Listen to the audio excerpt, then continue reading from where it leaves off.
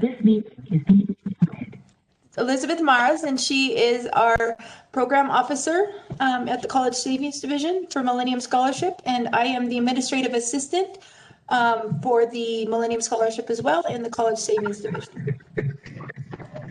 So we're going to go ahead and we have two locations for the Nevada State Treasurer's Office. One location is in Las Vegas, Nevada, at the Grant Sawyer State Building, and that is where our College Savings Division resides, as well as unclaimed property, and the treasurer as well. And he rotates between both places. And I am the only one in College Savings so that I can do events in the north. I am at the Carson City office, so if you can see there, we are located, the Northern Nevada office is located in the state capitol where the governor's office and secretary of state and controller is. And then the treasurer does come up here frequently, especially during legislative sessions. So within our College Savings Division, we have a variety of programs that we do have within our division. We have the College Kickstart, and we will go a little bit more into detail later with these, Elizabeth will. So we have the College Kickstart program, the Nevada Prepaid Tuition. We have 529 plans. We have the Governor Gwynn Millennium Scholarship, as well as the Kenny C. Gwynn Memorial Scholarship. We also house a scholarship database, and we have college readiness information and student loan information. So what is post-secondary education? So the definition of post-secondary education is a reference to any education that is beyond high school. So can any of you name a few types of post-secondary schools? You can go ahead and put that in the chat box.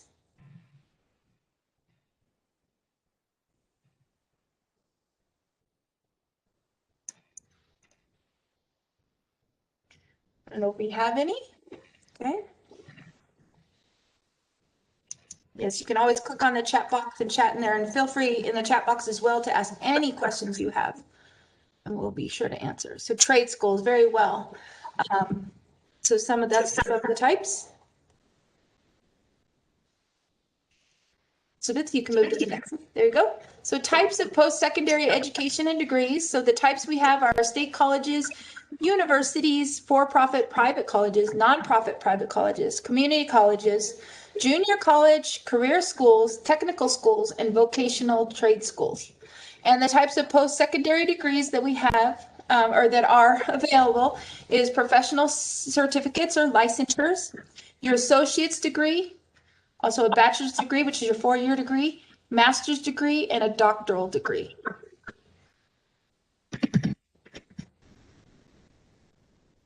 So examples of some post-secondary options in Nevada. So our public universities that we have in Nevada is UNR, the University of Nevada, Reno, and then UNLV. Some examples of our nonprofit universities would be like Touro University or Roseman University of Health Sciences. And then our for-profit private colleges are like your University of Phoenix or DeVry University or Morrison University. And then our state colleges would be like Nevada State College in Henderson. And then also community colleges would be our NSHE community colleges, such as CSN, College of Southern Nevada, Great Basin College, Western Nevada College, and Truckee Meadows Community College. And then our vocational trade technical schools, some examples are Pima Medical Institute, Carrington College, Academy of Hair Design, Northern Nevada Real Estate School, and Nevada School of Insurance. So college degree versus no college degree. So if you look at the table here before you, the average weekly salary in 2017 for somebody with a master's degree is $1,401, and this is weekly, not monthly or biweekly, but weekly. $1,401 the average of what you could earn in 2017, and then in 2018 it went up to $1,434, and then in 2019 $1,559 a week. For those that have a bachelor's degree, in 2017 is $1,173 you could make in a week, the average salary, versus in 2019 it went up a little bit to $1,281. The associate's degree average weekly salary goes quite a bit down to $836 average, to in 2019, 874 average. And then you see some college no degree, it was in 2017, $774. And then it equaled out with the associate's degree of 874, the average. So those that have a high school diploma but no college, the average weekly salary in 2017 was $712, then up to $730 in 2018, and then $749 in 2019. And then no high school diploma, you're looking at an average salary of $520 a week, and then $606 in 2019, the average salary. So this kind of, obviously, if you have, the more education you have, the more degrees you have, the more you're going to make money. However, just putting it laid out here about the average weekly salary, I don't know if you'd rather have a bachelor's degree and make $1,281 a week, or have a high school diploma but no college and make $749 a week. It's quite a difference. And I did have my one of my professors tell me that, you know, college, getting your degree, it's 4 years of your whole entire life. So if you think your life, you know, average expectancy like 80, maybe you're alive 80 years, 4 years out of your 80 years, that's what it can take to get you on the right path. So, and then a recent study from Georgetown University found that on average, college graduates earn 1 million more in earnings over their lifetime. Another recent study by the Pew Research Institution found that the median yearly income gap between high school and college grads is about, or is around 17,500. And that source comes from the U.S. Bureau of Labor Statistics. Okay, and then here again, we're looking at the different degrees with the median weekly earnings, as well as the unemployment rate. So if you can just look at there, like let's say if you have a professional degree, the second one down, your average weekly earnings would be 1,730. Your unemployment rate is 1.5%. But then when you reach down to, like, if you have a high school diploma but no college education, that's 670 of weekly earnings. But then the unemployment rate goes up of a 5.4%. And this note, the data are for persons 25 and over, and earnings are for full-time wage and salary workers. So basically, workers with a college degree are half as likely to face unemployment compared to only obtaining a high school diploma. So post-secondary education in Nevada. So in Nevada, 54% of jobs required some form of post-secondary education, but only 31% of Nevada residents hold a post-secondary degree, and that was in 2018. And so that's why our office is really, we have a whole college savings division just trying to get Nevadans to go to college, and then the Millennium Scholarship is there to help Nevadans stay in Nevada at Nevada schools. So former Governor Brian Sandoval, he announced in his state-to-state address that roughly 60% of all Nevada jobs will require some form of post-secondary education or other credentials by 2025. And that's only 4 years away. So here's an example of some of the types of certificates. Like at UNLV, they have the unmanned aircraft systems. They have the NASM personal training. They also have integrated marketing communications certificate. And then at CSN, they have the community college, they have air conditioning technology. And then CSN aviation technology, also automotive maintenance and repair, and UNR social media and digital marketing. And there's many more. And just know that higher education, post-secondary education can be anything that you that matches you. So for some, it is going to UNLV and getting that degree, that bachelor's degree. But for some, it may be going to a technical school or things like that to become an electrician, or like this, like a aviation technology, things like that. But it's very important that you do reach out and try and get some higher education and some training before you start your life. It's really important, or even later on in life. It's never too late. So how can we assist you? For our office at the Nevada State Treasurer's Office, we have a list of Nevada scholarships. It'll be on a future slide. And then we also have Governor Gwynn Millennium Scholarships. We have the one Millennium Scholarship, and then we also have the Memorial. We have a student loan ombudsman. That is a new position that we have that is helping students that are in high school and that to anything they have questions or anything guidance about loans, as well as people that have already gotten their degree and have loans that are owed. And then we also have our college readiness and savings. So we have a position as our college navigator that can help you along as well.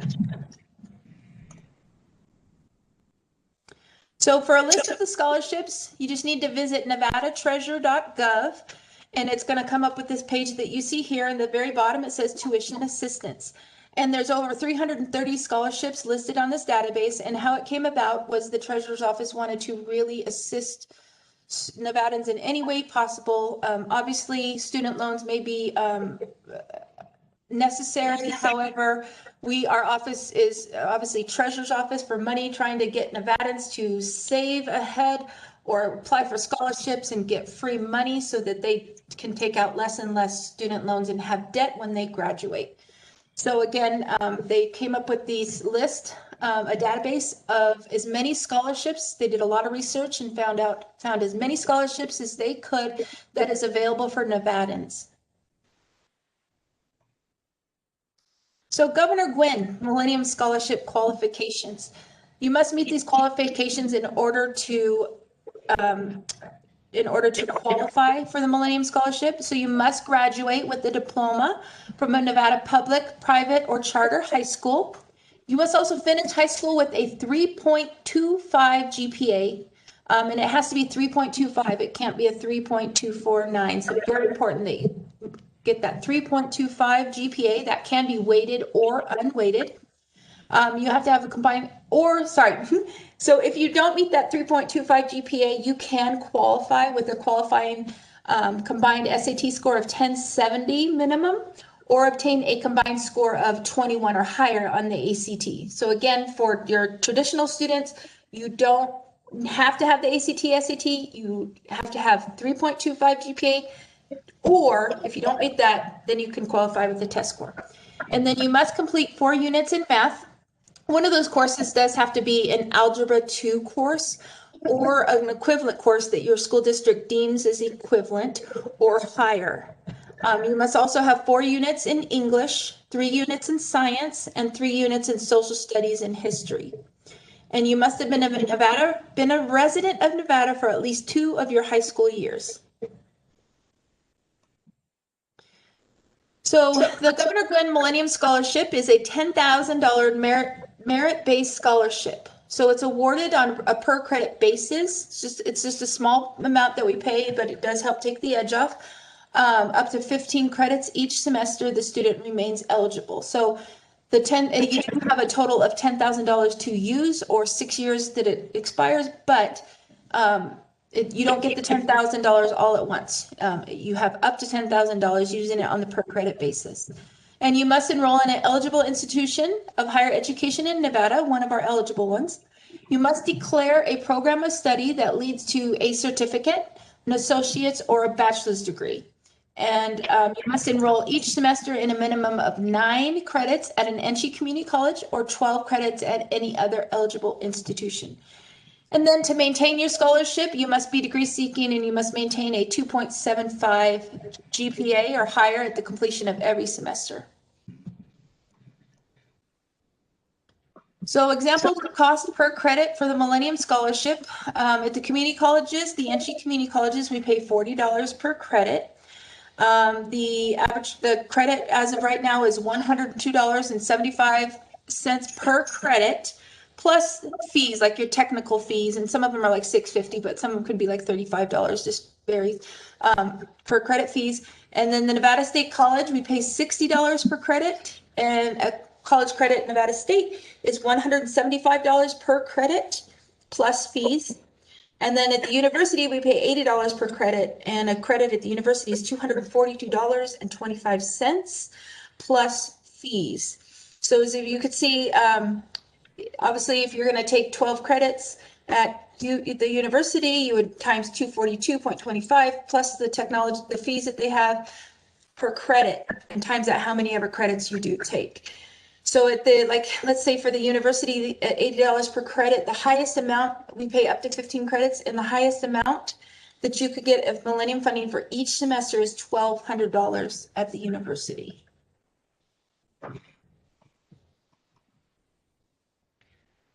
So students can use the scholarship at any of these 9 institutions, and it has to be these 9, and there's no exception. The Millennium Scholarship is Nevada state law, and any changes are made through the legislature. So there are requirements. There's a list of 3 requirements in order to be an eligible school in Nevada, and these are the only ones so far in Nevada that do meet the qualifications. So the 9 institutions is the University of Nevada, Las Vegas, the College of Southern Nevada, University of Nevada, Reno, Nevada State College, Sierra Nevada University, Western Nevada College, Truckee Meadows Community College, Roseman University of Health Sciences, and Great Basin College. So points to remember. A lot of scholarships you usually apply for. The Millennium you do not need to apply for. And also, it is your high schools that submit you, so you don't need to apply for the scholarship, you earn it. And high schools submit high school graduates who meet the criteria in June or July to our office. So that is the June or July following high school graduation. And so that means you can be knowing and communicating with your counselor that you're on track. However,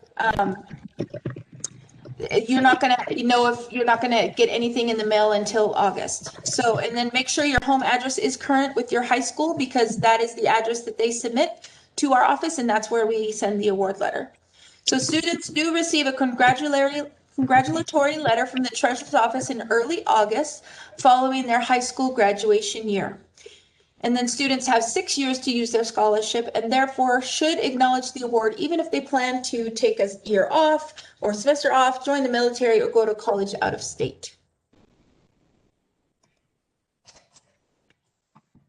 Okay, and then just a note that our next workshop from 11 to 12 is the Millennium Scholarship, where we go into a lot more detail about the Millennium Scholarship. So now I'm going to hand it over to Elizabeth. Thank you, Naomi. All right, so now we will be talking about financial aid. While a post-secondary education does provide the opportunity for students to make more money in the future, we understand that sometimes students and their families can be apprehensive about pursuing a post-secondary education because of the cost associated with it. However, we do want you to know that there are several financial aid options available. And the most common way to learn about which options are available for you and your family specifically is by completing the free application for federal student aid, also known as FAFSA.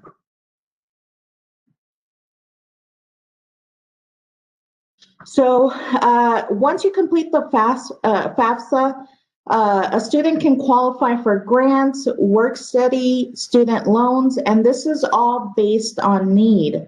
So part of the application does require families submitting income information. So that's their tax returns. So based on the tax return information, the government will be able to calculate the family's expected contribution and we'll be able to assess need. So I'll get into what grants, work study, and student loans are in a bit. But we do want to point out that scholarships are not provided as part of the FAFSA. So what is the main difference between these options available? For one, grants, work study, and scholarships are all money that's provided and does not have to be paid back. These options are awarded based on merit or need, depending on the source. So then they can be awarded by the government, whether it's at the federal or state level. Also, some companies like corporations provide grants, scholarships. There are also trust funds that offer these options, nonprofits, foundations. So there are several sources available. Loans, on the other hand, like a home loan, an auto loan, obviously they do have to be paid back, and they do accrue interest over time. So that's part of what students would have to pay back in the future. For loans, there are two general types. You can receive a student loan from the government, or you can seek a private loan through a bank, for instance. Usually, federal loans provide borrowers with more benefits and a lower interest rate. So we usually recommend that route. And another thing we encourage is that student loans be your last option to pay for a post-secondary education. So we really stress the importance of completing the FAFSA because, again, this is the only way that you'll find out if you qualify for grants based on need or work study. You'd be surprised to learn that a lot of students actually do not complete the FAFSA upon high school graduation. In 2018, 37% of high school graduates did not complete the application, so they essentially left about $2.6 billion on the table for financial aid. And something else that's interesting is if a student completes the FAFSA, they're more likely to go on to enroll in college versus those students that do not. But every year, the U.S. Department of Education gives over $120 billion in federal grants, loans, and work study to more than 13 million college students.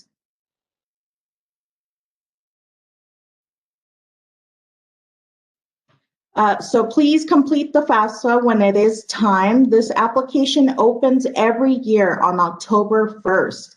And while there's no real deadline, the sooner you complete it, the better. The more money that you can potentially qualify for. To complete this application, you do need to visit studentaid.gov and start an application. Students that will be pursuing a post-secondary education must complete the application starting their senior year in high school. So that fall that they start their senior year is when they need to work on this application for the first time. And this application does need to be completed every year during the student's college career to be able to qualify for financial aid.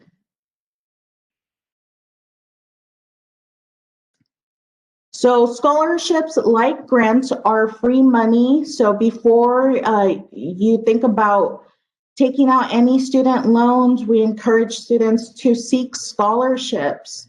The caveat is that scholarships usually require work. They are awarded based on a variety of factors. It could be merit, such as high grades or high test scores. It could be based on need, so based on the family's income.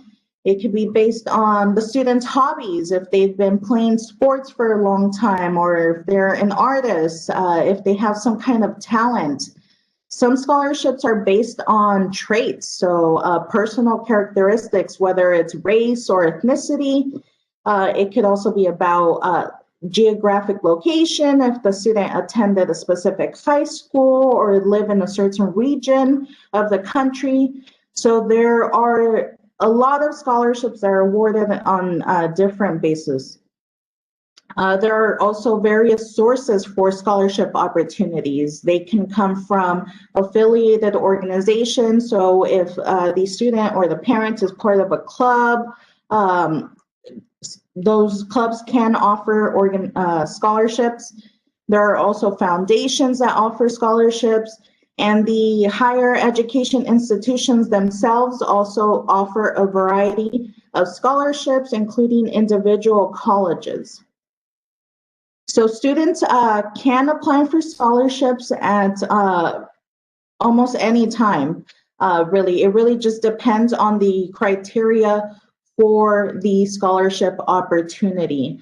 So students should not really be waiting until their senior year to apply for scholarships. If anything, as soon as they start high school, I encourage you all to start looking at the opportunities available, checking out what the criteria for qualifications are, and just putting a plan together from there. So here are some scholarship opportunities that I would love to promote. I usually start with the Public Education Foundation, especially for students here in Southern Nevada. They provide a lot of opportunities, and not only do they have several scholarship options, but some of these scholarships award multiple scholarships. The deadline for all scholarships offered by the Public Education Foundation is January 31st, 2021. So that's coming up fairly soon. And as you see here, this is a snapshot of some scholarships available. So that first one there is for students that are children of a retired or active duty member of any branch of the U.S. Armed Forces. If you see the next one down is for students that attend Durango High School. The third one there seems to be for students that maybe didn't get the best grades during high school. So several options available. Please check out the Public Education Foundation. Next, these are some other great scholarship opportunities. We have the Ronald McDonald House Charities of Greater Las Vegas. They have a scholarship opportunity that is due by January 18th of this upcoming year. There's also the Hispanic Scholarship Funds that provides several opportunities and so on. So these are just some examples, and there are many more out there that you can research and find out what's available. So just based on these dates here, as you see, most of them are due early next year. So just a note that scholarships usually open around fall and close early in the year. So this is the time to work on scholarships. So I highly encourage you to take advantage of that.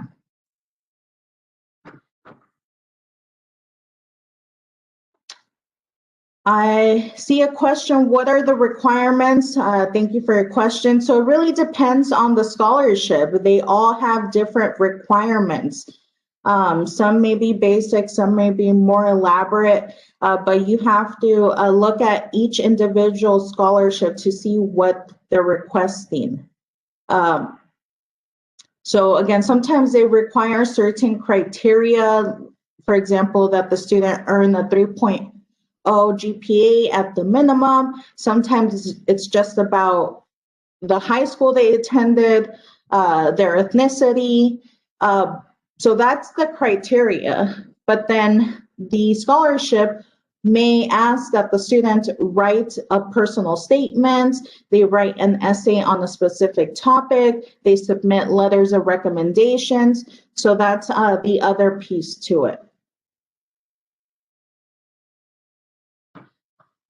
So other information about scholarships, as Naomi mentioned, our office has a database on our website with over 330 scholarships. So please check out nevadatreasure.gov if you want to research those scholarships. And then I also mentioned earlier that the higher education institutions and specific colleges also provide scholarships. So if the student plans to go to UNLV and major in engineering, please check out the College of Engineering, their website. They may have some specific scholarships for students within that major. And then overall, UNLV or other institutions provide scholarships, usually based on merit, and students can qualify upon admission. So that's usually part of the whole application process. And a lot of the time they require that the student complete the FAFSA as well. So that's another reason to complete the application. So my last recommendation about scholarships is just put in the work now. Although it is going to be work, it may not be a lot of fun or the way you want to be spending your holiday break. But in the long run, it's going to pay off by just avoiding student loans. If you are able to have your post-secondary education funded through free money sources like scholarships and grants, you're going to be really grateful later in the future, as opposed to those students who take out a lot of student loans to fund their education and then are trying to figure out how to pay those back later.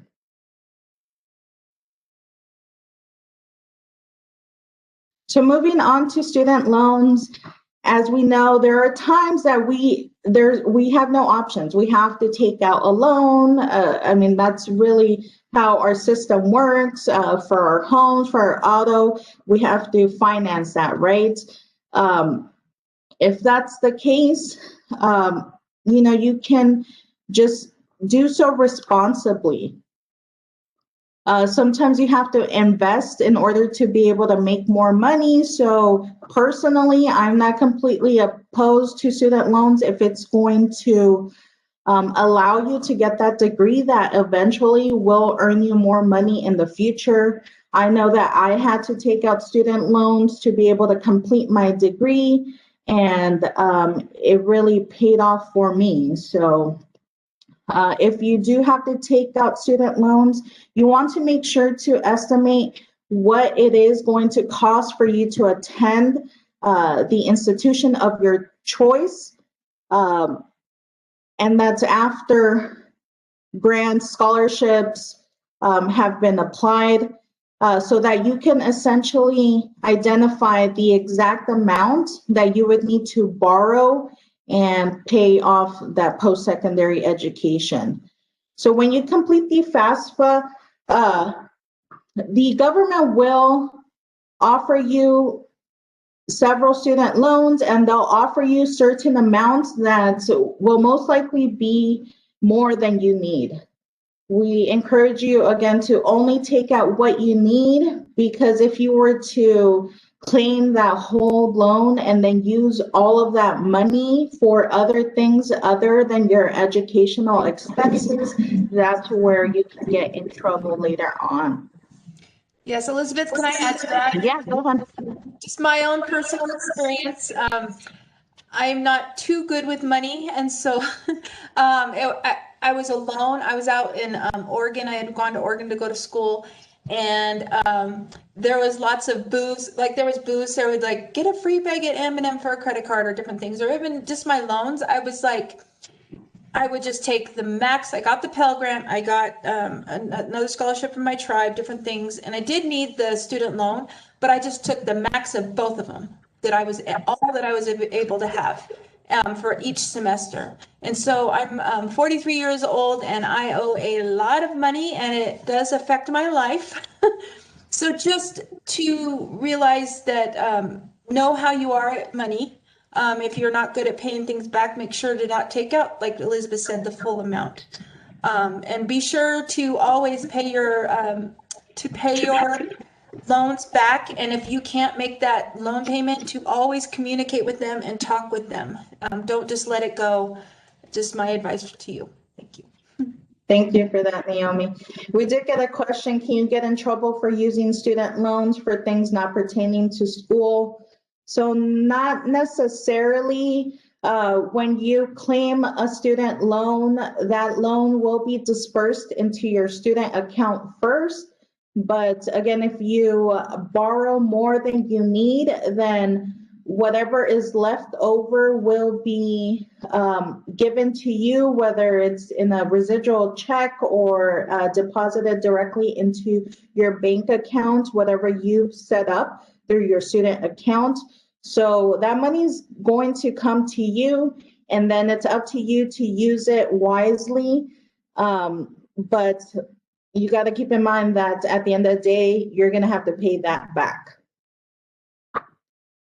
All right, so other advice about student loans, make sure that you research your earning potential based on the degree that you choose and the career that you would like to pursue, because if you do have to take out a lot of student loans to accomplish that degree, you want to make sure that there are job opportunities in that field, and you will be employed in the future so that you can manage those student loans and are able to pay them back. So think in the long term, consider what your month-to-month bill will be. So you can estimate your monthly student loan payments by visiting these websites. So you see there on the screen, take those down and research what it may be to borrow X amount. Another thing to know is that sometimes you can apply for income-based repayment options. So the government will consider how much money you're making to be able to assess how much you will need to be paying back month to month for that loan. I, for instance, took out about $19,000 in student loans when I first graduated college. My monthly bill was $50, but again, it's on a case-by-case basis, so make sure that you're being proactive and looking at these things ahead of time. So the overall point is that you have to weigh your loan options. As I mentioned earlier, it is better at times to borrow from the government instead of a private loan, because private loans sometimes accrue more interest.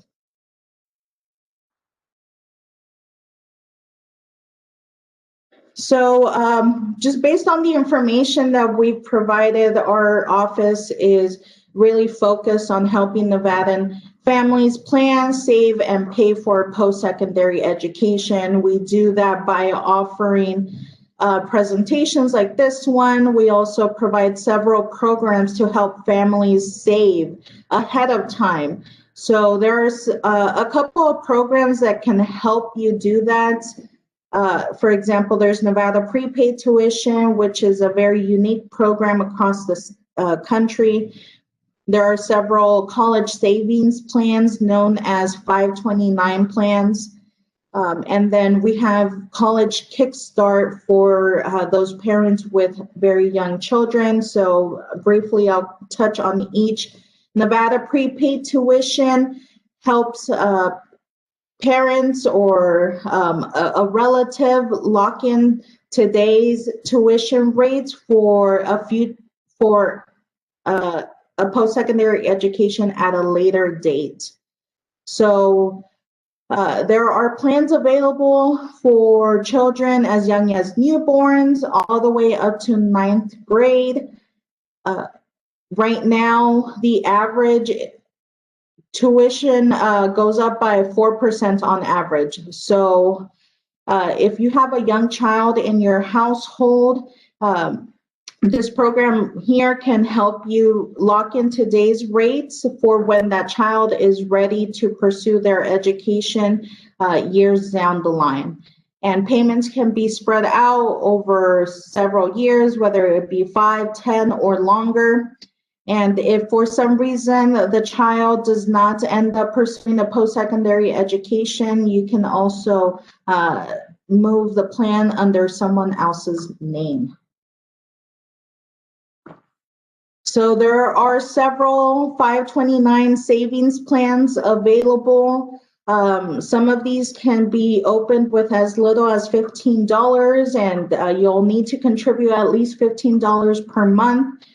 Some of these options here provide matching grants. So if you were to deposit $300 throughout the year, you will be matched those $300, and that's for up to 5 years. So essentially you can receive up to $1,500 for free per child. So these are some options, again, that are available. And then we also have the Nevada College Kickstart. This is for families with very young children. The state has decided to invest in every child that starts kindergarten here in the state at a public school. So the investment is of $50. This is essentially a scholarship. But in order to keep that scholarship, students must claim their accounts by visiting the website here. And really, it's meant to encourage families to start saving for college because it's more likely that a student will pursue a post-secondary education if they have a savings plan. So this concludes our presentation. Once again, thank you so much for joining us. If you have any questions, please feel free to ask. Here is our contact information. You can reach out to Naomi or me directly, and we'd be more than happy to answer any questions.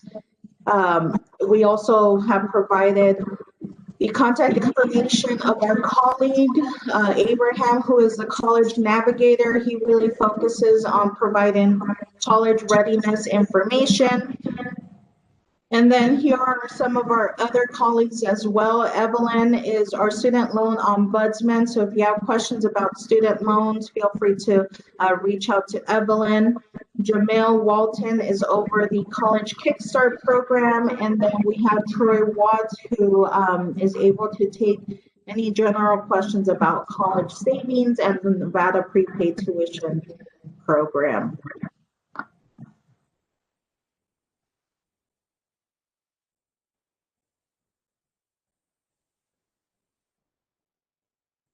Okay, so at this time, I believe if anybody has any questions, I believe there was a thing that came up and you can unmute yourself.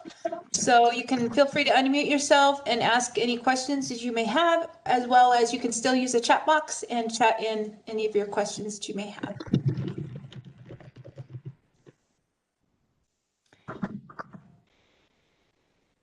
And as well as, I don't know if you see on our PowerPoint, we have the NVIGATE, the Navigate.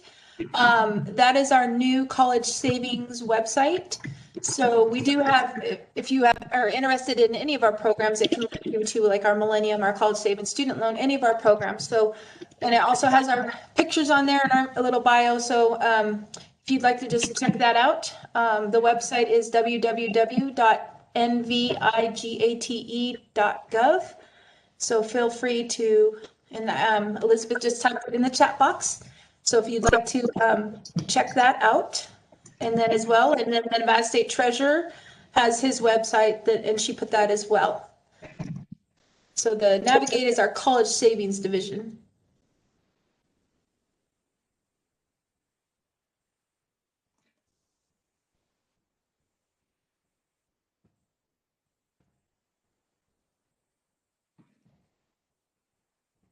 We have another question, Naomi. Is there scholarships for college or education in general for younger children, middle school or high school? Yes, so again, sometimes students can start applying as young as 13. It really just depends on the scholarship and the criteria. I know one website specifically, unigo.com, is a great source to research scholarships. They have several options there. So can you type that Yes. website in the prompt? And then also, also the 529 plans, that we do have the SSGA 529 plan that takes only $15 to start. And you can have money come out of your paychecks automatically go in there. So it was just passed through the legislature that you can use, or not through the legislature, sorry, it was passed that, so for the 529, like let's say whatever grade your kid's in, it can be used also for private school. So you can start saving on that, and then also if you're doing that with the matching grant and they're under 8th grade, then or 9th grade, then you can start getting the matching grants, which is like $1,500 free money. So, and again, that can be used for college, or it can also, like I said, be used while they're, in private school, while they're in elementary, middle school, high school. It can be used and not taxed for private schools. Yeah, that's a good point. I didn't really think of that as a scholarship, but you're completely right. That is a scholarship. So there is no exact, recommended start time. Sometimes scholarships restrict by age, but I've seen scholarships that are awarded to students as young as 13. So I encourage you to check out the links that we've provided so that you can research scholarships yourself and look at what the criteria is there. But 13 is a middle school age child, so if they start at that time, they'll have several years to apply. And then there's a question, when is it normally recommended to start applying for scholarships? A lot of times the FAFSA opens or the FAFSA does open every year on October 1st. So I believe that's kind of around the time between October 1st and then all throughout. So it seems like about October through February is the main times, but it can go, there can be a wide variety of deadlines. But like right now is the prime time to be applying for scholarships that expire on the December 31st or maybe January or February. So it's really important to check all those out. And also some scholarships can be like awarded just for that year, and you might want to keep reapplying for it. So. Yeah. So 2 other questions. Is there a limit to how much you can earn in scholarships? Nope. You can earn more than you need, and you'll be able to use all of it. And then what do most scholarships look at?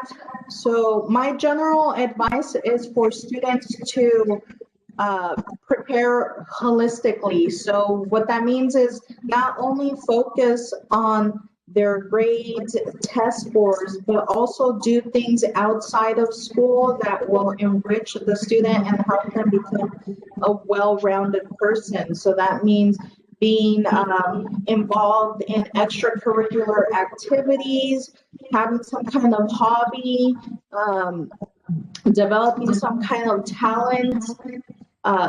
So it's not always about being a straight A student. They usually scholarships want to see that the student is developing themselves as a person and is learning other skills outside of earning an A. Mm-hmm. And another note to that is that some scholarships, they may be a major scholarship and they may get lots of applications. However, a lot of scholarships, those are the smaller ones that are not well known, like not from the Ronald McDonald House or Coca-Cola scholarship.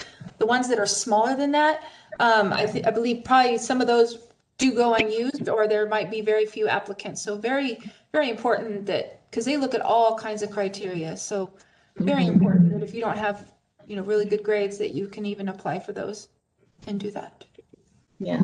And Elizabeth, I believe you'd have to check with your financial aid officer, but I believe scholarships can't go over your cost of attendance. Do you know? I think it depends on how it's awarded. Like if it's applied directly to your student account. Yeah, Or, only ones that are applied. If it's applied to your school, then yeah. But keep in mind, so cost of attendance is what the school deems as what it's going to cost you to go to have an education, to do your education. So it's not just your tuition. They consider, supplies, books, room and board, your food, your gas. I mean, all those kinds of things that they factor in. And so I believe it's a pretty high amount. So, but usually you can't, if the money goes to the school, you can't overuse that amount. But it's a high amount, so don't let that discourage you at all. Another question, can you apply to the same scholarship with different answers? I would not recommend that, only because the scholarship committee, the individuals that review, I'm sure, are on top of it. So sometimes they limit one entry per person, so they may be double checking whether the person has applied more than once. But if you apply for a scholarship one year and decide to apply the following, I think that's possible. Yeah, and then somebody chatted, I heard books required at college tend to be pricey. Yes, they run about like $60 to 120, and that's when I went. I don't know what it is now. And so it can be very pricey, but just a note too, that you really factor in everything ahead of time about what it's going to cost, because it's not just tuition. I mean, tuition's your main thing, but then UNLV has lots of different fees per credit, different things, and this fee and that fee and this fee and that fee, and that can add up. So think about that. Look at the fees that's involved. Think about books. Think about some school supplies. I mean, there's lots of things that factor into going to school. Transportation, parking passes. Oh, parking passes, yes. And those go quickly, so be on that too. And then if you get a parking ticket. Yes. Hello. Yes. Hello? Yes. Hi, Miss Naomi. Yes? Yes, I have a quick question though. My name is Ravi Mehai, and so I have my son is already enrolled into a Nevada prepaid tuition program, and he is going towards a dual degree program to UNR. And so my question is, like, like right now he's on 2-year community college plan with prepaid tuition. So like whatever the balance he have left from that prepaid tuition, can he use that balance towards his medical degree? Yes, I believe so. You're gonna have to contact our prepaid to make sure, but I know you can switch, and you might have to actually change the program. But they can definitely work with you because for that. Yeah, but that is your money, and so even if it requires getting a refund, like after you graduate, Started. Thank you so much for joining us today. My name is Elizabeth Mares, Program Officer at the State Treasurer's Office, overseeing the Governor Scholarship. Today I am here with my colleague. And I'm Naomi Nevers, and I'm the Administrative Assistant for the Millennium Scholarship. So we will be providing information about the Millennium Scholarship, also known as GGMS. We'll start with some background information about the State Treasurer's Office. We'll cover eligibility requirements, matriculation, funding, and other things that you will need to know as a Millennium Scholar. So let's go ahead and get started, and feel free to ask questions at any time during the presentation. You can use the chat box. All right, so the Governor Gwynn Millennium Scholarship is offered by the Nevada State Treasurer's Office. We have 2 office locations across the state. One is in Las Vegas at the Grant Sawyer building where I am stationed, and the other is within the state capitol building up in Carson City, and that's where Naomi works.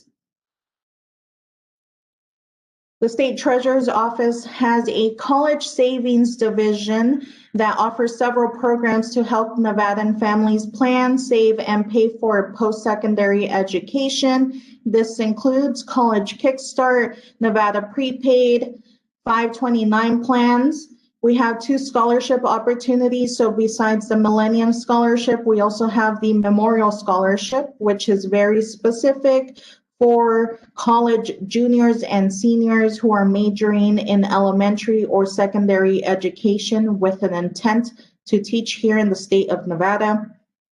We also offer a scholarship database, which we will be talking about a little more later today. And then we also offer information on how to become college ready and how to take out student loans responsibly. So the Governor Gwynn Millennium Scholarship was started in 1999 by the late Governor Kenny C. Gwynn. It was initially funded through the proceeds from the Master Tobacco Settlement Agreement, and it really serves as an investment to increase the number of high school students that do well and go on to enroll in an eligible institution of higher education here in the state of Nevada. Our office specifically is responsible for the financial administration of the trust fund, and we also work on maintaining student eligibility data. And we work in close partnership with the Nevada System of Higher Education, also known as NSHE, who develops the guidelines and procedures that ensure that the scholarship complies with Nevada state law, as it is a state law. The Governor Gwynn Millennium Scholarship is available at 9 institutions across the state, mostly NSHE institutions. So that includes UNLV, UNR, Nevada State College, CSN, Great Basin College, Truckee Meadows Community College, and Western Nevada College.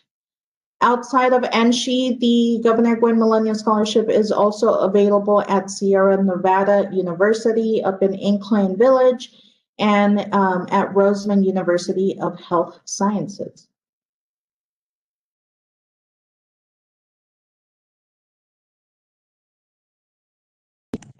Okay, so now we're going to talk about eligibility for traditional high school students. So by traditional, I mean we do have application process for homeschooled students as well as students graduating out of state that has a parent residing in Nevada.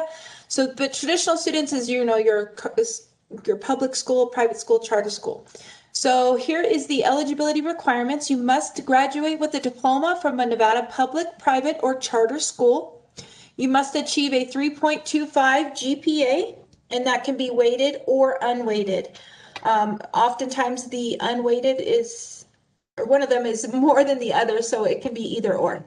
And if you did not, or you do not meet the 3.25 GPA, then you can qualify with a qualifying ACT or SAT score.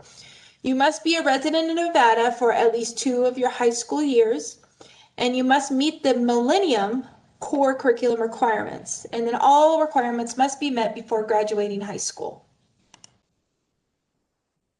So for the GPA requirement, again, it's an overall 3.25 weighted or unweighted, and it cannot be round up. So if you got at the end of high school, you got a 3 point, and we've had this happen, a 3.24, I mean a 249, that still, the high schools are not allowed to round up, and we cannot round up. So it has to be a 3.25 or higher. And then the GPA is final, and it can't be modified or changed by any coursework taken subsequent, or after high school graduation. And only coursework calculated in the GPA on the final high school transcript is considered for initial eligibility. So like I said before, if you do not meet the 3.25 GPA requirement, you can qualify with a qualifying test score. With that being said, you do not, if you have a 3.25 or higher GPA, you do not need your SAT or ACT score for the Millennium. This is only for students who did not meet the 3.25 GPA. So if you did not meet the GPA, you can have a qualifying test score on the SAT, a combined reading, writing, and math SAT score of 1070 or higher. Or for the ACT, you can have a composite score of 21 or higher, and that does not include the writing. And students must obtain a composite score of 21 or higher. I just said that, I'm sorry, from the ACT. So again, in high school, you usually take during your junior year, you usually take the ACT or SAT for your high school. However, if you did not meet one of these test scores, that requirement, you are able to take the ACT and SAT as many times, like sign up for it outside of school, to take it as many times as needed. However, it does, all test scores have to be done before graduating high school. So while a student is enrolled as a pupil in a public or private high school in Nevada. So once you graduate, you can't go back and try and get a higher test score. And then to note that too, if you go do it, make sure your high school does have record of your new test score as well. So the core curriculum requirement, this is not the same curriculum. This is not the same core requirements for graduation. This is specifically for the Millennium. So the completion, you have to complete the following high school curriculum. So you have to have 4 units of English. You have to have 4 units of math. One of those math courses does have to be Algebra 2 or a course that is equivalent to Algebra 2 that your school district deems is equal, or a higher course class than Algebra 2. You also must have 3 units of science, 3 units of social studies and history, and that's a total of 14. So we recommend that you keep in close contact with your registrar as well as your counselor. So obviously you're with your counselor, but also check in with your registrar because they are the ones that actually put all these requirements and submit them to the district. They either submit them to our office or they submit them to the district, who then submits you. So very important that you keep in contact with your registrar and your counselor to make sure you're on track for qualifying for the Millennium. So you can meet with your counselor each year, even when you're a freshman or a sophomore, be meeting with your counselor because obviously you have to have all these core curriculum requirements and those have to be done, all these requirements have to be done throughout your high school year. So it's very important. Don't wait till your senior year or junior year. Be letting your counselor know that you want the Millennium and that to make sure you're doing all this. And then just a side note too, the counselors are very, very extremely helpful, but overall, you, the student, are responsible for making sure that you met all these requirements. We have had it where the student was guided by the counselor and saying they were going to make it, and there might just be one little hiccup, one course that didn't count, or maybe they were on track, but then their senior year they failed one of these courses. So very important that you are keeping track as well. And then another important thing is like with science. For any of these courses, make sure that your courses count at your district for these subject areas. So an example, forensic science. Forensic science is a science course at Douglas High School and it's counted as a science course. However, CCSD, Clark County School District, it's not counted as a science credit. I believe it's like a CTE credit. So just very important that you are, just because it has the word science in it or whatever, just make sure that everything is going. And so with that, it's ultimately the student's responsibility to make sure all requirements are met. So Algebra 1, taken in 8th grade, sometimes there's students in 8th grade that do take Algebra 1. That can count as part of your math requirements. However, it does need to be on your transcript. So make sure that if you took Algebra 1 in 8th grade, double check with your counselor to make sure that is on your transcript. Also an NCHE. NCHE is your mostly your community colleges and also UNLV, UNR, your NCHE schools. If you took an NCHE remedial math course, that may be considered equivalent to Algebra 2 for GGMS purposes. So your remedial courses are your 100 level courses. So like I know Math 96 and Math 98, those do count as equivalent to an Algebra 2 course. So even if an NG course counts as 0.5 credits on the high school transcript, it is a condensed curriculum and counts as 1 year for Millennium purposes. So if you took English 101 or even English 98 at the community college at CSN, whether you're in your dual program or you're just taking that one course at the community college, that even though it's a 0.5, it can be counted as a full year of subject matter. And it, just so you know, it is the school districts that determine what courses count. It used to be NG that determined that. However, after 2017, they have given the power to the school districts to deem what courses count. Okay, so eligibility for homeschool. So that was your traditional. This is for homeschooled students. We probably don't really have it. I'll just go over this really quickly. So the parent or student must have been a Nevada resident for 2 of the student's high school years. They must receive, this one you have to have the ACT or SAT, so they must receive a qualifying score on the ACT or SAT. They must have a school district waiver of attendance, which is given when you apply at the District 2 homeschool. And you must complete and submit an application that can be found at our website. On the bottom left right-hand corner is a nvggms.gov. That's our Millennium website, so you can go ahead and find forms and applications on there. Documentation that you will need to submit is proof of residency for 2 years, official test scores, and a district waiver of attendance. Then eligibility for our out-of-state graduates. So this is mostly like if for military families, and as well as for if a student resides with another parent out of state and goes to a high school and graduates there. However, they are financially dependent on a parent here in Nevada who has lived here for the last of their 2 high school years, then that counts. So you must graduate with a diploma from a public or private high school. You must complete high school with the 3.25 GPA, again, weighted or unweighted. And for this one, you have to earn a qualified score on the ACT or SAT. And the parent must have been a Nevada resident for the last 2 of the student's high school years. Keep a note that it's the last 2 years for this one. And students must have financial dependence on the parent and must complete and submit an application. And the documentation you need to submit is documentation of 2 years of residency, the official high school transcript, and official test scores. And then students with a parent or legal guardian who is a Nevada resident on active duty in the armed forces are exempt from the 2-year residency and graduation from a Nevada high school requirement.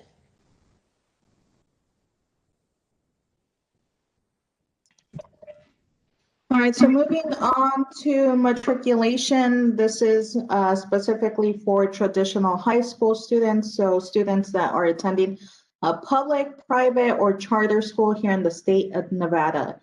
There is no application process for you, so that's good news. You basically have to qualify for the scholarship by meeting the requirements that Naomi just covered upon high school graduation.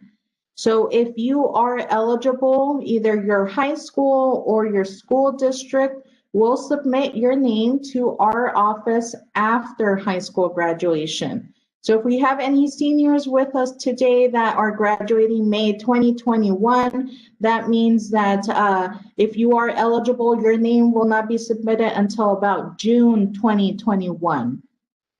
So then at that point, it is the responsibility of our office to notify students of their eligibility. We do that by sending out letters to students who are eligible in the months of July and August following high school graduation. So if you're a senior and you haven't received a letter by August of 2021, feel free to contact our office to learn about eligibility. So on the letter that we send out, there will be a Millennium Scholarship ID number, also known as MSID. This number is needed to complete the acknowledgement of award, which is the only step that we require for students to receive funding. I will go into that in a bit. You want to make sure to keep this number handy. If you can memorize it, please do so that if ever you call our office for more information about your scholarship specifically, we can easily pull up your record. For students that attend an NSHE institution, please keep in mind that this MSID number is separate from your student ID number.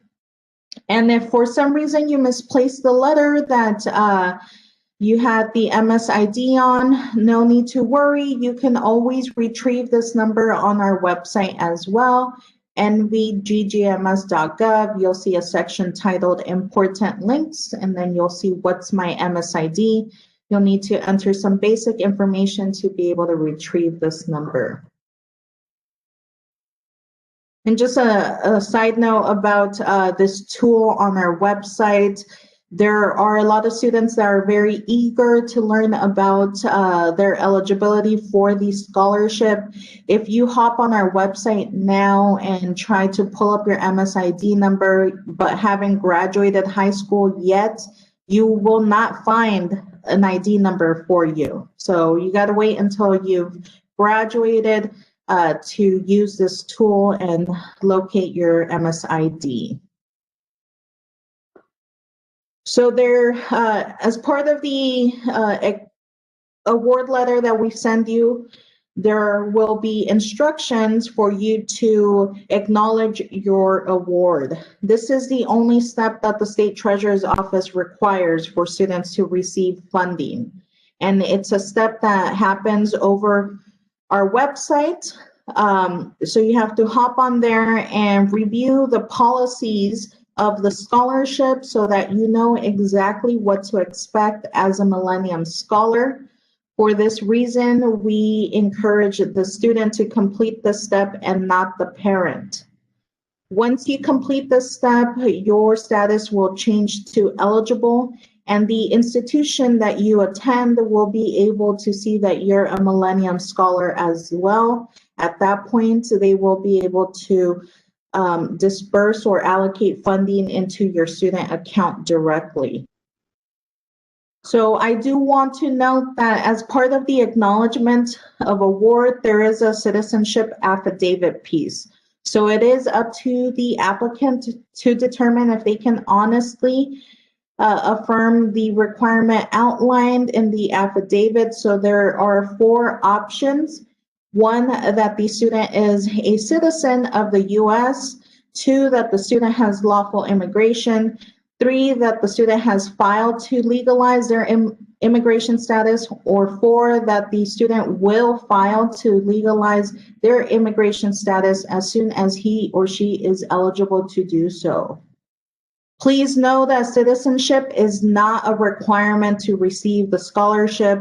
No social security number is needed, but there will be the citizenship affidavit piece that's part of the acknowledgement process.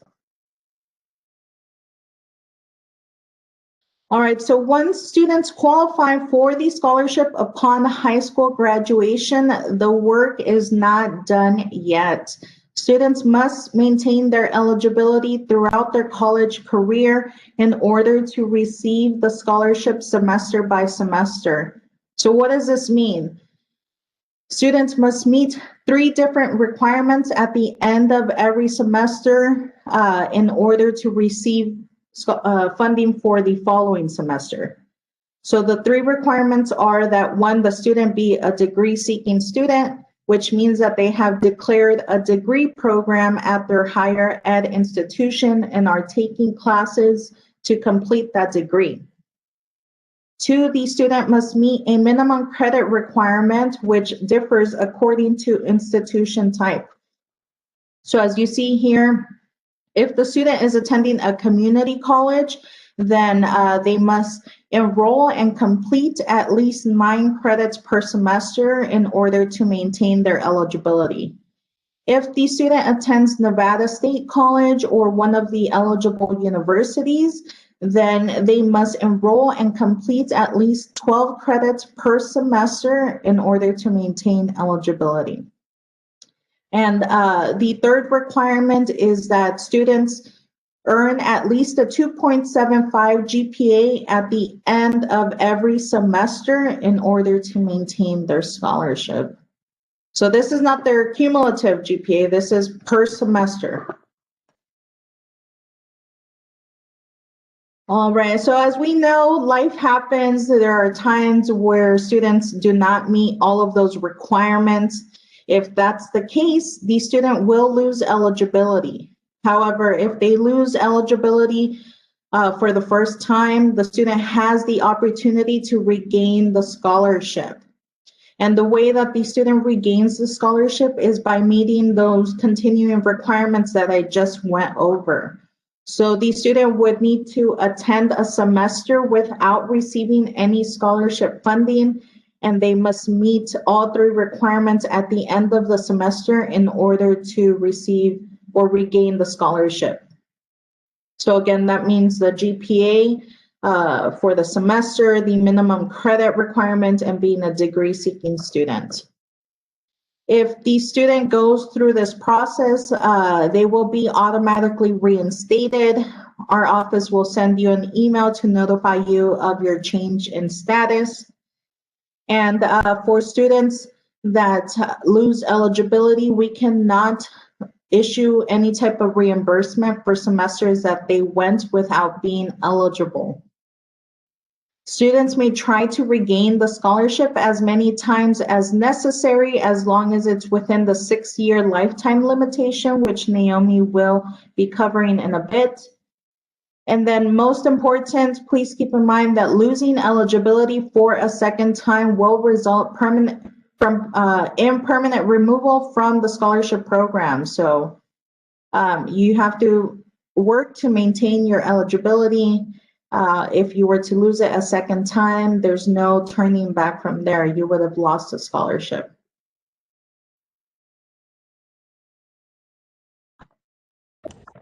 Okay, so now we're going to talk about funding lifetime limits. So the maximum total of the GDMS award is $10,000. However, it is not just $10,000. You get to choose how you want to spend it. Unfortunately, we just pay a small amount on a per credit basis, and you have up to $10,000 to use. So the GDMS is available for up to 6 years after your high school graduation date. And then any remaining funds that you did not use, it will just revert back into the Millennium Scholarship Trust Fund. So there are times where students maybe they think, oh, community college is cheaper. I want to save my money for, when I go to UNR, UNLV. However, usually if you do that, you would not spend all your $10,000. So if you just factor it in, it would be beneficial probably to use it during your community college as well. So exceptions to the 6-year limit, there are a few exceptions that can be made. So for students that have served time in the active duty in the armed forces, or participation in a charitable mission or assignment of a religious or public service nature, or students who have a documented temporary or permanent physical or mental disability. So students with a documented temporary or permanent physical or mental disability, I do want to point out that obviously some people have their mind about disabilities, but there are hidden disabilities. So like your mental disabilities could be your ADD or ADHD, things you may struggle with, or your, as well as your, sorry. As well as learning disabilities, and then also it can be temporary disabilities. So like I wouldn't wish this on anybody, but like let's say while in college you got in a car accident and you broke your leg, that may be considered a temporary disability. So if you have a documented disability, and you can be exempt from the following GDMS eligibility requirement: the 6-year limitation following high school graduation. So that would be, so you could, even though you have a disability, sometimes it may take you a while to complete your degree. So there is no limit after that. It's just, it can be extended. Your DRC sometimes extends it a year or maybe 2 years. And then when that comes, they can just keep extending it. But there is no limit about how long it can be extended.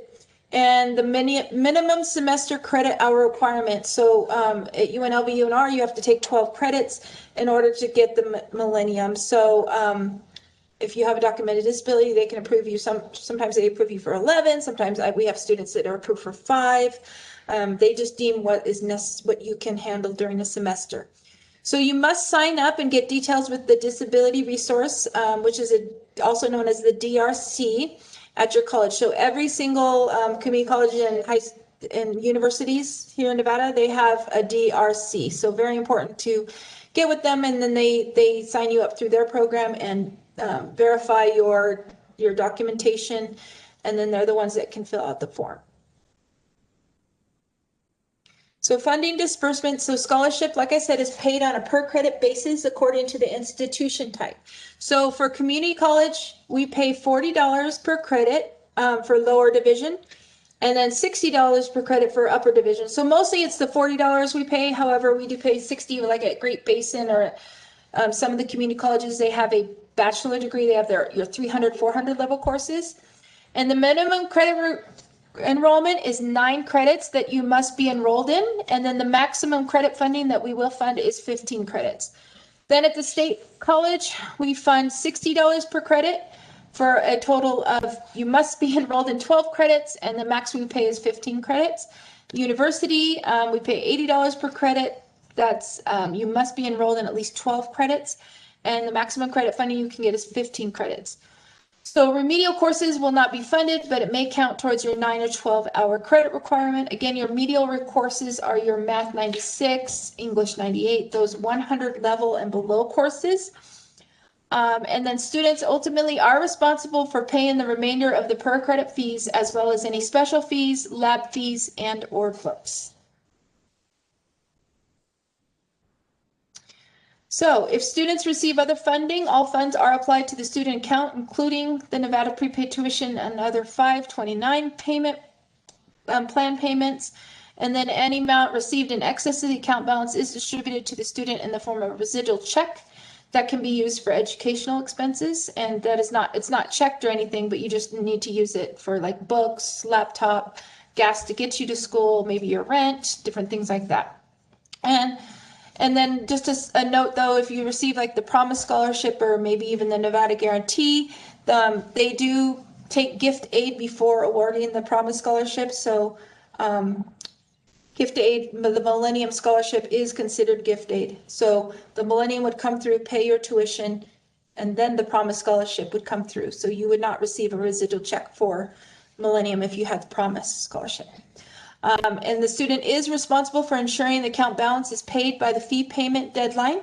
And if you have trouble paying the payment, then we do suggest that you do a payment plan. You just simply request a payment plan from your cashier's office.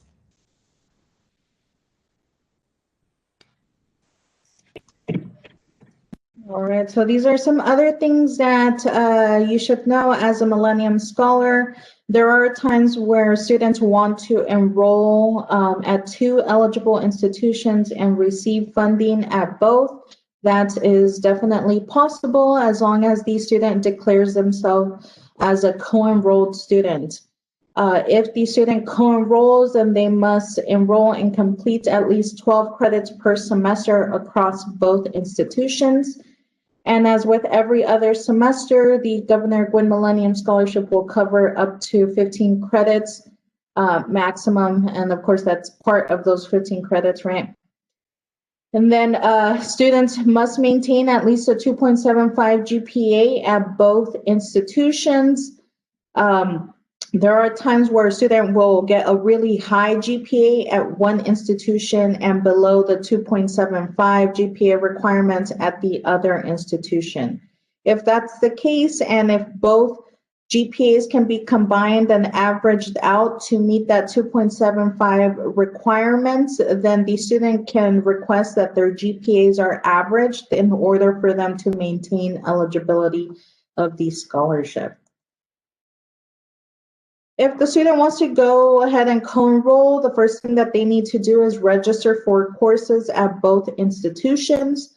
Then they must complete a co-enrollment form, which can be found on our website, nvggms.gov, under Forms and Documents. It's a very simple form that needs to be completed. It requests information about the higher ed institutions they're attending, along with the number of credits they're taking at each. Once this form is completed, you must submit it to the financial aid office at your home institution. So this is where you're seeking a degree. The financial aid office will go ahead and share that information with the home institution and our office as well. And like with all disability forms, a co-enrollment form needs to be submitted every semester for which it applies and must be submitted on or before the last day of the semester. Now I'll talk about summer semesters because they do work a little differently than fall and spring. In my opinion, they're a little more lenient. But first, we do ask that students pay for their summer courses up front. So this means out of pocket.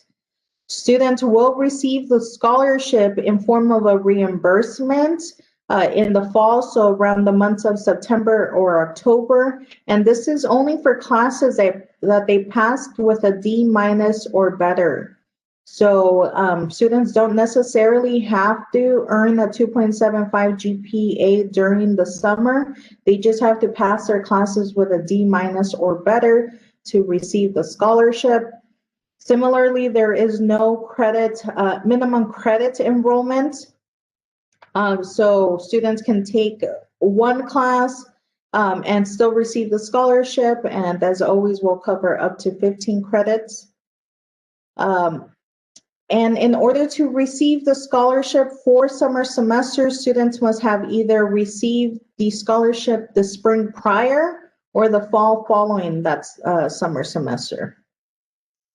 If a student loses eligibility during their spring semester and wants to regain the scholarship during their summer semester, then at that point they would need to take the minimum credit requirement. They must earn the 2.75 GPA in order to regain the scholarship. To receive funding for summer, if the student is degree seeking, so if they're taking courses at their home institution, then the reimbursement will happen automatically.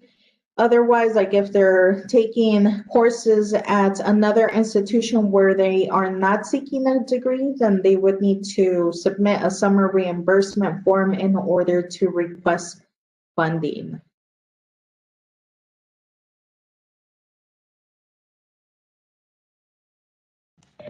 Okay, so other financial aid and scholarships. So the Millennium Scholarship, obviously, as you can tell, will not cover the entire cost of education.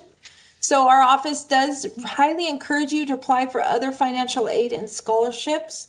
So a few ideas is to visit your college's website for more information on available scholarships and grants. It's usually on your financial aid page. So if you go to UNLV, make sure to go to the UNLV financial aid page. And then also visit navigate.gov for the scholarship database. And that's under nvigat.gov. And then if you go under resources, there's a scholarship database that you can click on. And that our office has come up with, researched and found as many scholarships as we could find for Nevadans. So there is over 330 scholarships listed. Also, we really highly encourage you to apply for the FAFSA, for the free application for federal student aid, which is www.fasfa.gov. That way it just gives you, it opens the door, it can open the door to see if you're available, for any loans or Pell Grant, different things like that. And however, it opens the door for we've been told by some of the institutions that they would be able, if the student had completed the FAFSA, then they would be able to award them, like maybe they didn't qualify for anything under the FAFSA, but because they did the FAFSA, they can pull money and funds from areas within their budget. But they can't do that unless the student has done the FAFSA. So very important. Just, I mean, it's one of those things to have in your back pocket to make sure that you just complete each year. You have to complete it. And it's open right now. It opened October 1st. And then, so highly encourage you to fill that out. However, with that being said, you do not need to apply for the FAFSA to get the Millennium Scholarship. You can get the Millennium Scholarship anyways. So feel free to contact us. Here's our toll-free number is the 1-888-477-2667. You can email us at millenniumscholars@nevadatreasurer.gov. And our website is www.nvggms.gov. We do want to keep in mind, due to COVID, we have, for a long time, we were out working from home. Then we started to work, partially in the office, but then with the governor's new mandates, now we're back at home. So we do check the voicemails, so you can call, but might not necessarily reach anybody. And then so you can call us and leave a voicemail, or the best way is to email us at the millenniumscholars@nevadatreasurer.gov. And here's Elizabeth Maras, her email, and she also speaks Spanish. So if there's somebody that needs Spanish speaking, you can contact her. And then my email right there. And then please feel free to like us on any of our social media platforms. So Facebook, Instagram, and Twitter. So for Instagram and Facebook, we are at Nevada State Treasurer. And then at Twitter, it's at NV Treasurer. And so feel free to like us, because due to COVID, we are doing a lot of different webinars. We have one coming up. We're going to do about scholarship resume writing. We've just a couple days ago, we met with the UNLV president. Coming up, we're going to be meeting with the UNR Brian Sandoval, the chancellor, and we've met with the chancellors at different the NSHE chancellor. So just highly recommend you liking our page, and we also have contests on there sometimes. Yeah, so this concludes our presentation. Thank you so much for joining us again. If you have any questions, feel free to ask. Thank you, Elizabeth and Naomi, for sharing that knowledge again with our students and families. I do want to open it up for any Q&A if you folks have time. There should be an icon for my students next to your name in the WebEx feature that'll allow you to unmute yourself at the side, and then you can go ahead and ask our panelists, our presenters, any questions that you folks might have about maybe the Millennium Scholarship, or maybe any tips and tricks that help them navigate their time throughout that college search process.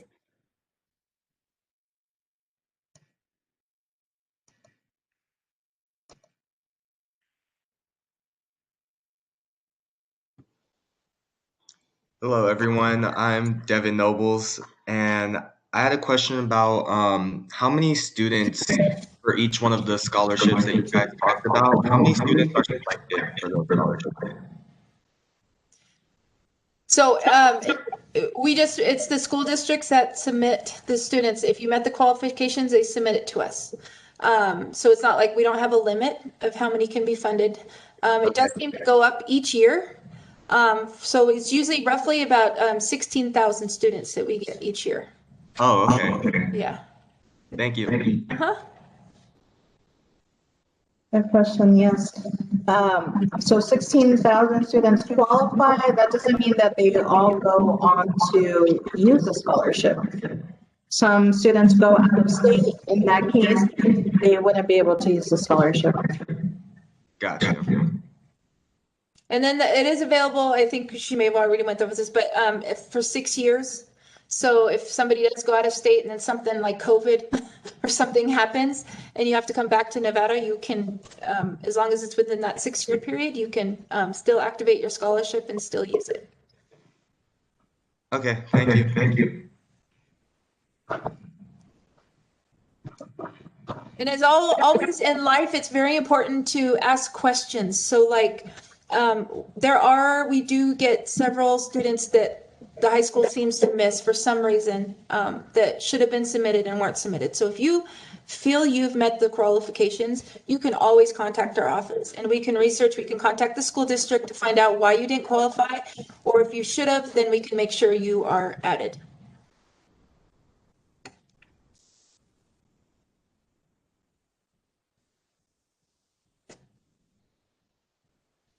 I have a question as well. Okay.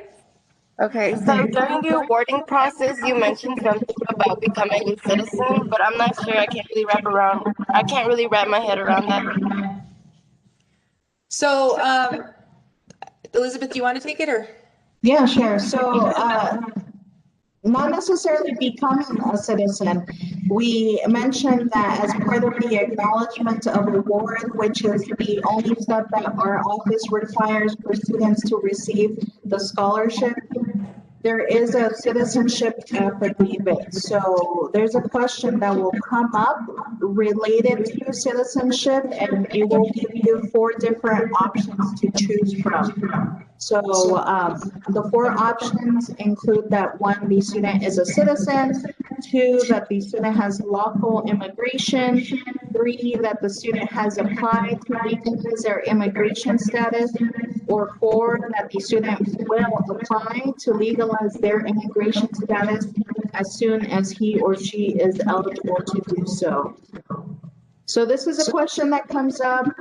Sometimes students get concerned that the scholarship requires citizenship in order to receive it, but that is not the case. The reason why we mention it during our presentation is so that you're not blindsided by this question when it comes up. Does that answer your question? Yes, thank you.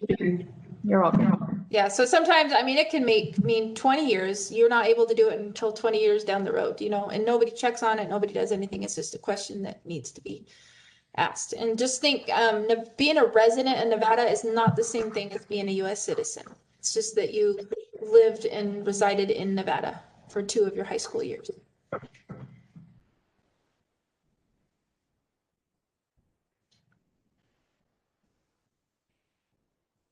And and with the Millennium too, that's why we do these webinars and we have a lot of things and try to communicate and get as much knowledge out there as possible, because some people, even counselors and registrars, they might have their own understanding of things. And so it's very important that if you feel something's not right, that you contact our office.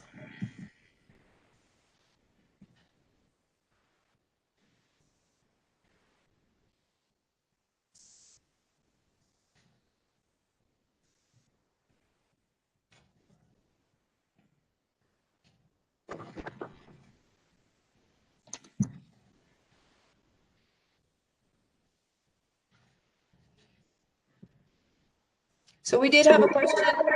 As a dual credit student, if I graduate with my associate's degree or just majority of the credits, will I still be eligible for the Millennium Scholarship?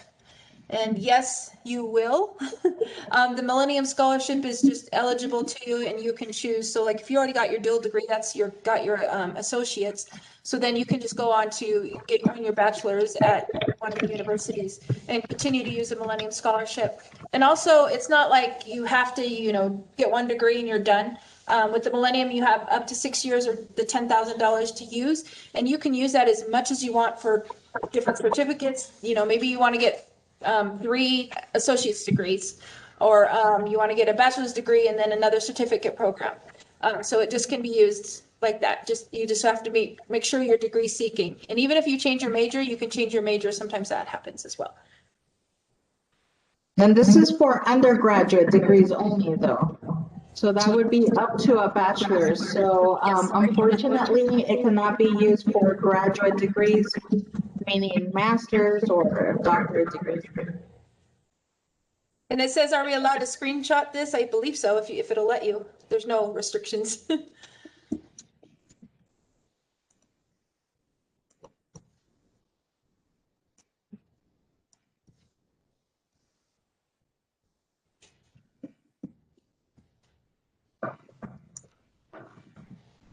And the Millennium also has a Facebook page. We have a Facebook page as well for if you just search up Millennium Scholarship. And we do have this presentation. We do this presentation every Monday at 1 o'clock as a webinar. And that's also on our the website nvggms.gov. The flyer is right there on that website. You can click on there to register and join us for if you know somebody else that can benefit from this, or you want to know more or see our presentation again. But it is this presentation that we do.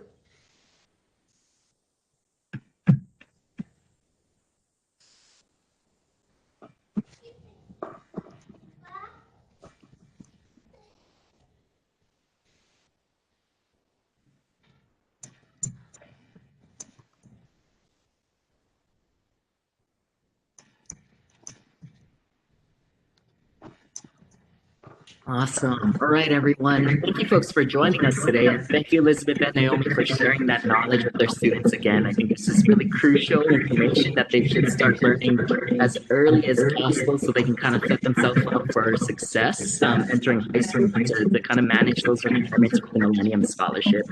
So I do want to thank you both for joining us today on this Saturday to share that knowledge with the students. And the students and families that joined us today, I do also want to thank you folks for taking your time out of this Saturday to join us as well.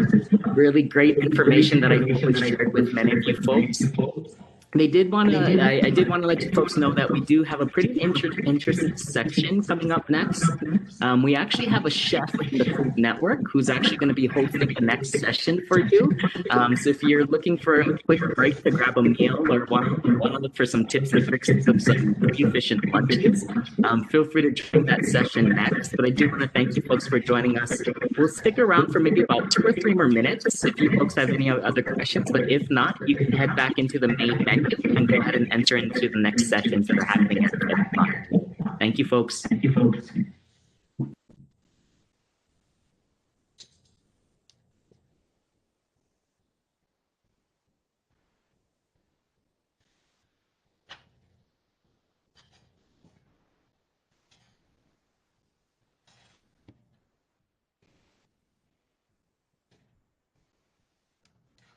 Just another thing for those of you that are still here, with the COVID, I know a lot of school districts last year and then even maybe this semester, they do give you the option for pass-fail, or they're doing that, and then you can, appeal to have it taken. Just to know that that usually when it's pass-fail, your GPA stays the same. So if you have a good GPA, higher than 3.25 and you do your pass fail, you should be fine. But like, let's say you're a 3.2, very close.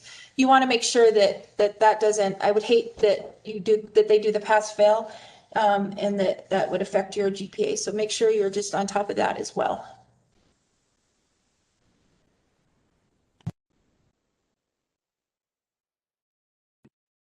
I believe there will be a few other sessions happening after this. Take a look back into that menu and it'll kind of guide you over for sessions happening after.